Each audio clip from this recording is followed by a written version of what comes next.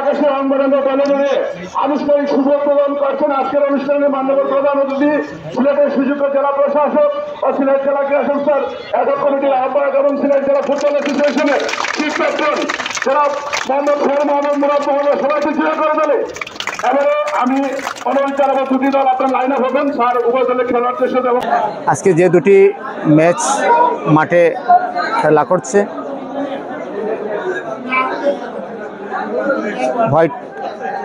White Mohammedan এবং দি aided high school, আমরা আশাবাদী সেকেন্ড ডিভিশন লিগ পরপরই প্রিমিয়ার লিগ শুরু হবে ধারাবাহিকভাবে।